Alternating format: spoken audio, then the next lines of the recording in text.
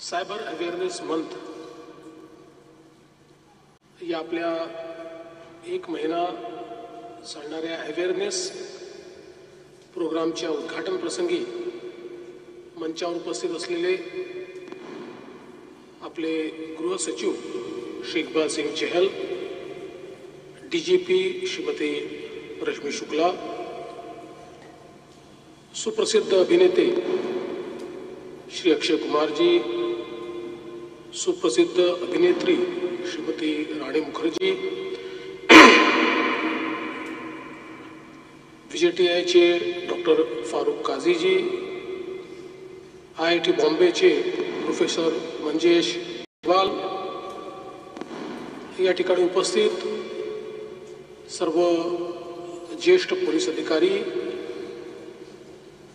आपल्या लिंकच्या थ्रू आपल्याशी जुळलेले सर्व पोलीस अधिकारी, उपस्थित विद्यार्थी, वेगवेगळ्या क्षेत्रात काम करणारे आपले कन्सल्टंट्स आणि उपस्थित सर्व मीडियाचे उपस्थित भगिनी आणि बंधूंनो, सायबर अवेअरनेस मंथ हा संपूर्ण देशामध्ये आपण साजरा करतो आणि हा जो काही अवेअरनेसचा कार्यक्रम आहे, आजच्या सायबर युगामध्ये सायबर क्राईम प्रिव्हेंट करणं हे सगळ्यात महत्त्वाचं आहे. एखादा गुन्हा घडल्यानंतर तो शोधून काढणं, गुन्हेगाराला शिक्षा देणं हे तर महत्त्वाचं आहेच, पण त्या गुन्ह्यामध्ये जो फायनान्शियल लॉस होतो, जो मेंटल ट्रॉमा होतो, तो गुन्हा शोधून काढल्यानंतर आपल्याला रिव्हर्स करता येत नाही. आणि म्हणूनच जेवढा जास्तीत जास्त अवेअरनेस तयार करून आम्ही हे गुन्हे प्रिव्हेंट करू शकू, ते अतिशय महत्त्वाचं आहे. आज आपल्या सगळ्याच वक्त्यांनी अतिशय सुंदर मार्गदर्शन या ठिकाणी केलं आहे. या क्राईमची व्याप्ती काय आहे, तर एक छोटंसं उदाहरण सांगतो की मी स्वतः YouTube ब्राउज करत होतो आणि माझं एक भाषण दिसलं, त्याला काहीतरी सबटायटल होतं म्हणून मी ते उघडलं. मीच भाषण करत होतो, आवाजही माझाच होता, पण भाषण वेगळंच होतं. मी सांगत होतो की परवाच कुठल्या तरी डॉक्टर शेट्टीचं एक औषध मी वापरलं आणि हे अतिशय चांगलं औषध होतं आणि आपण देखील हे औषध वापरा. आता डॉक्टर शेट्टी काळा का गोरा मी बघितलेला नाही, त्यामुळे AIचा उपयोग करून, इथे डीप फेकही नाही, it is very simple, I am talking. फक्त त्यांनी माझ्या भाषणाशी, माझ्या लिपशी सिंक्रोनाइज करून माझ्याच आवाजातलं दुसरं भाषण हे त्या ठिकाणी टाकलं आणि एखाद्याला बेमालूमपणे असं वाटावं की मी खरोखरच कुठले तर डॉक्टर शेट्टी का कोण आहेत त्यांचं औषध घेऊन सगळ्यांना रिकमेंड करतो. गोष्ट लहान आहे, पण आपण लक्षात घेतलं पाहिजे की सायबर स्पेसमध्ये, डिजिटल स्पेसमध्ये AI आल्यानंतर ज्या प्रकारच्या आता वेगवेगळ्या गुन्ह्यांच्या संभावना तयार झालेल्या आहेत, त्या अतिशय अनंत अशा प्रकारच्या आहेत. आणि म्हणूनच याच्यावर उपाय काही असेल तर तो अवेअरनेस असेल. आपण लक्षात घेतलं पाहिजे की जवळपास गेले अनेक महिने डिजिटल अरेस्टच्या संदर्भात आपण मोठा अवेअरनेस तयार करतो. इनफॅक्ट कोणालाही आपण फोन लावला तर सेंट्रल गव्हर्नमेंटची डिजिटल अरेस्टची ॲड आपल्याला ऐकायला मिळते. तरी देखील every single day we encounter a case where somebody who is elite but still has faced the crime of digital arrest. त्यामुळे ही किती डीप रूटेड आहे हे आपण लक्षात पाहिजे. चांगले चांगले लोक अगदी मध्यंतरीच्या काळात आपण बघितलं असेल मिलिटरीतनं चांगल्या पदावरनं रिटायर झालेला व्यक्तीही या फिशिंगमध्ये अडकलेला आपण बघितला. चांगले अधिकारी आपण त्या ठिकाणी अडकलेले बघितले. त्यामुळे मला असं वाटतं की एक फार मोठं आव्हान या निमित्ताने आपल्यासमोर आलेलं आहे. आपल्याला कल्पना आहे की सुरुवातीच्या काळामध्ये फिशिंग ईमेल्स यायचे, मग लॉटरीचे मेसेजेस यायचे. आता त्याच्या पलीकडे खूप गेलेलो होतो आपण. आणि अगदी आता परिस्थिती अशी आहे की या सगळ्या डिजिटल स्पेसचा उपयोग करून आणि टूल्सचा उपयोग करून माझ्या नंबरवरनं अक्षय कुमार यांना फोन जाऊ शकतो आणि माझ्या आवाजात तो व्यक्ती अक्षय कुमार यांच्याशी बोलू शकतो आणि त्यांना सांगू शकतो की तुम्ही या कार्यक्रमाला या किंवा हे करा. आणि बेमालूमपणे त्यांना लक्षात पण येणार नाही की माझा फोन आहे की खरोखर दुसऱ्याचा. आणि मग आपण बघितलं असेल तर गेल्या काही काळामध्ये अशा प्रकारे आपला डेटा मॉनिटर करून शेवटी आपण सगळे we all have digital identity. ही डिजिटल आपली आयडेंटिटी ही आपण डिजिटल शॉपिंग करतो, आपण डिजिटल पेमेंट करतो, आपण सोशल मीडिया प्लॅटफॉर्मवर आहोत. या सगळ्या आयडेंटिटीचा ॲनालिसिस करून तुमची कंप्लीट पर्सनॅलिटी जी आहे ती डिसायफर होते आणि त्याच्या आधारावर तुम्हालाही स्कॅम करता येतं आणि तुमचा वापर करून दुसऱ्यालाही स्कॅम करता येतं. म्हणजे आता तर असं आहे की हळूहळू आपल्याला अशा जगामध्ये जावं लागेल की ज्या ठिकाणी आपल्या डिजिटल आयडेंटिटीचा IP क्रिएट करावा लागेल. If you want to use my digital identity then you will have to at least take my permission. आज आपण कुठल्याही वेबसाईटवर गेल्यानंतर कुकीज ॲक्सेप्ट केल्या की you have given rights of your digital identity to the website. आणि कुकीज त्या ठिकाणी स्वीकारणं चांगलं झालं. म्हणजे not that they are phishing किंवा not that they are bad people. अगदी चांगले जे लोक नीट ई-कॉमर्स करतायत किंवा वेगवेगळे प्लॅटफॉर्म्स जे जेन्युइन प्लॅटफॉर्म्स आहेत याच्यावरही आपल्याला ब्राउज करताना कुकीज पॉपअप होतात. ॲक्सेप्ट कुकीज म्हटलं तर कुकीज ॲक्सेप्ट केल्या की you have given all your information to them, you have given all your access to them. आणि म्हणून मला असं वाटतं की एका वेगळ्या जगामध्ये आपण या ठिकाणी चाललेलो आहोत. आणि शेवटी खूप घाबरूनही चालणार नाही. कारण जेव्हा एखादं युग बदलतं त्यावेळी त्या युगाची नवीन मूल्य तयार होतात. आता आपण डिजिटल युगात चाललो त्यामुळे डिजिटल युगाची डिजिटल मूल्य ही आपल्याला तयार करावी लागते. इव्हॉल्व होतं, पण ती इव्हॉल्व होत असतानाचा जो कालावधी असतो त्या कालावधीमध्ये जे लोक बळी पडतात त्यांना वाचवणं हे सगळ्यात महत्त्वाचं आहे. आणि आज ते आपण बघतो. मगाशी याचा उल्लेख झाला, अक्षयजींनी उल्लेख केला, सेक्स्टॉर्शन किंवा अशा प्रकारे लोकांना वेगवेगळ्या प्रकारे त्यांची आयडेंटिटी तयार करणं किंवा त्यांच्या आयडेंटिटी चोरणं किंवा त्यांचा डेटा चोरणं आणि मग त्यातनं सायबर बुलिंग करणं, सेक्स्टॉर्शन करणं, या सगळ्या गोष्टी खूप मोठ्या प्रमाणात आपल्याला पाहायला मिळतात. आणि दुर्दैवाने अजूनही समाजामध्ये अशा गोष्टी घडल्यानंतर लोक पुढे येत नाहीत किंवा खूप वेळा लोक समाज काय म्हणेल, आमच्याला काय नावं ठेवले जातील, आमची किती बदनामी होईल असा विचार करून अशा प्रकरणांना बळी पडतात. आणि त्यातनं मग आपल्याला हे पाहायला मिळतं की आत्महत्येपर्यंत प्रकरणं गेली आहेत, मेंटल ट्रॉमा झालेला आहे. अगदी मुलं जी आहेत ती अभ्यास करणं सोडून दिलेलं आहे. अशा अनेक गोष्टी आपल्याला त्या ठिकाणी पाहायला मिळतात. आणि म्हणून मला असं वाटतं की या सगळ्या गोष्टी they are connected to awareness. मोठ्या प्रमाणात हे अवेअरनेस तयार करणं हे अत्यंत गरजेचं आहे. लोकांपर्यंत या गोष्टी पोहोचल्या पाहिजेत. ही जी मूल्य आहेत ती मूल्य तयार करून काय केलं पाहिजे, डूज अँड डोंट्स ज्याला आपण म्हणतो, काय केलं पाहिजे आणि काय करू नये हे देखील पोचणं अत्यंत गरजेचं आहे.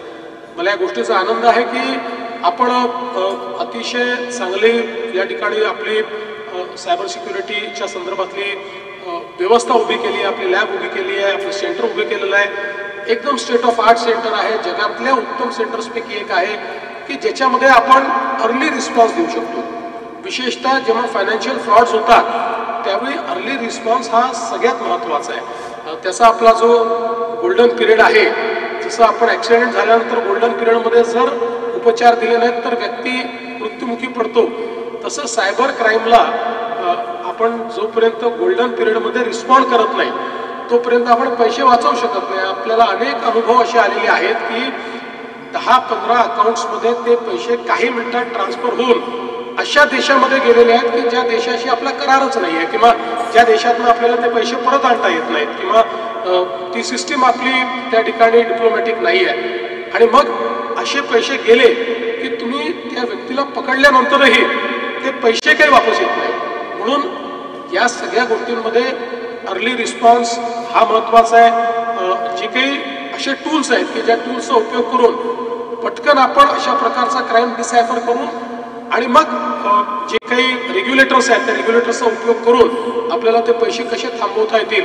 मला असं वाटतं की आज महाराष्ट्राने ती कॅपॅबिलिटी तयार केली आहे. आपल्या 1945 किंवा जो एक केंद्राचा 1930 आहे अशा कुठल्याही नंबरवर आपण फोन करून या संदर्भात इमिजिएट जर माहिती दिली आणि अवेअरनेसमधला तर सगळ्यात महत्त्वाचा मुद्दा असा आहे की ज्या क्षणी तुमच्या हे लक्षात येईल की काहीतरी गडबड आहे त्या क्षणी कुठलीही लाज न बाळगता सरळ उचलून 1945 लावला तर लॉसमधनं ट्रॉमामधनं तुम्ही वाचू शकाल.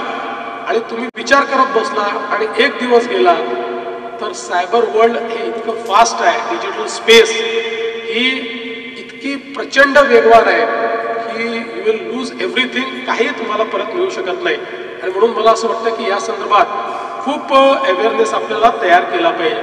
आज आपण या कार्यक्रमामध्ये अक्षयजींना किंवा राणी मुखर्जींना याकरताच बोलवलेलं आहे की ही मंडळी you are the best communicators. तुम्ही ज्यावेळेस एखादी गोष्ट कम्युनिकेट करता त्यावेळेस ते लोकांपर्यंत पोचते.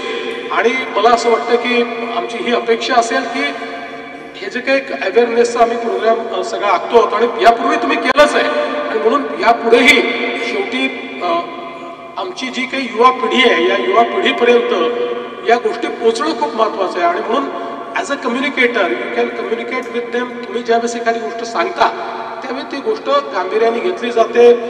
ती जी एक व्हॅल्यू आहे तुमच्या बोलण्याला ती कॅप्चर करून आपल्याला अधिकाधिक अवेअरनेस याच्यामध्ये कसा आणता येईल याचा प्रयत्न हा निश्चितपणे केला पाहिजे.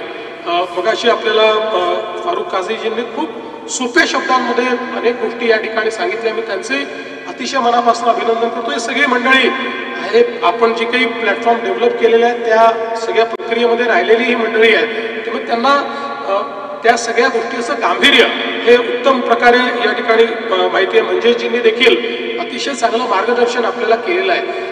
आज आपल्याला हे लक्षात घ्यावं लागेल की ज्या प्रकारे हा सगळा सायबर स्पेस हा केवळ आता मला असं वाटतं कम्युनिकेशनचा मार्ग राहिलेला नाही तर it can hack your mind अशा प्रकारची अवस्था आहे.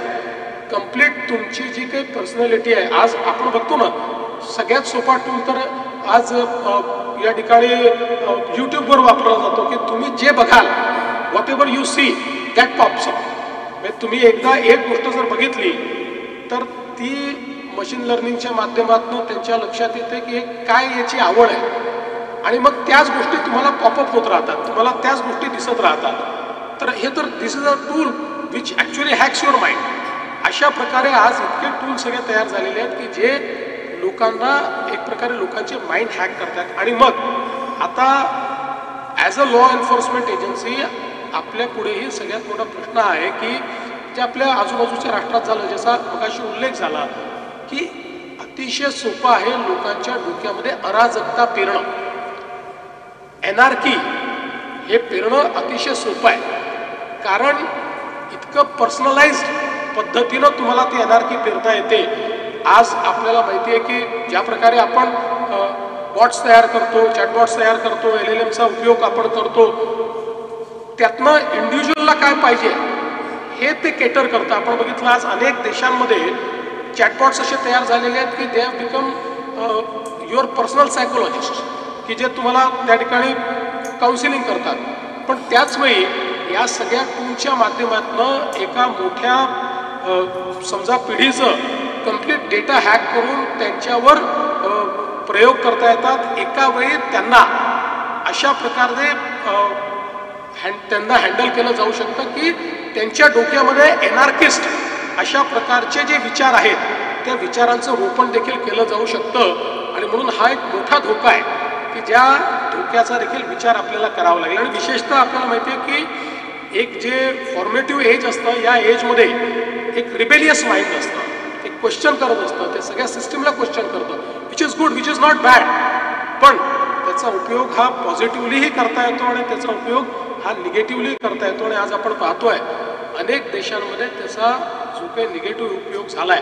आणि आज ज्याला आपण अर्बन माओइझम म्हणतो, हे अर्बन माओइझमचा जो काही धोका आपल्याला तो काय आहे, तो धोका हाच आहे की भारतीय संविधानाने तयार केलेल्या ज्या सिस्टीम्स आहेत या सिस्टीम्सबद्दल लोकांच्या मनामध्ये नकारात्मकता तयार करा. या सिस्टीम्स कशा चुकीच्या आहेत अशा पद्धतीच्या विचारांचं रोपण हे लोकांच्या मनामध्ये, युवांच्या डोक्यामध्ये करा, ज्यातनं एक रिबेलियन तयार होईल. अशा प्रकारचा एक प्रयत्न म्हणजे आज ज्यावेळी एकीकडे संपूर्ण माओवाद जो आहे, हा जो बंदुका घेऊन असलेला माओवाद आहे, हा आपण जवळजवळ संपुष्टात आणलेला आहे. महाराष्ट्रात तर तो आता शेवटच्या घटका मोजतोय, कधी तो संपेल, कधीही तो संपेल अशा प्रकारची परिस्थिती आहे. त्याचवेळी हा दुसरा धोका तयार झालेला आहे. हा धोका असा आहे की ज्याच्यामध्ये तिथे आपला कोणाला लढायचं आहे माहिती आहे, त्याची आयडेंटिटी आपल्याकडे आहे, आपण तो बंदूक घेऊन आहे, आपणही बंदूक घेऊन त्याच्या समोर आहोत, आपण एकमेकाशी लढतो. पण इथे मात्र एक व्यक्ती एका खोलीमध्ये बसून अनेक लोकांच्या डोक्यामध्ये एनार्किस्ट विचार तयार करतो आहे, संविधान विरोधी विचार तयार करतोय, सिस्टीमचा विरोध करणारा, आमची न्याय पद्धती खराब आहे, आमची कार्यपद्धती खराब आहे, अशा गोष्टी लोकांच्या डोक्यात पेरण्याचा प्रयत्न करतोय.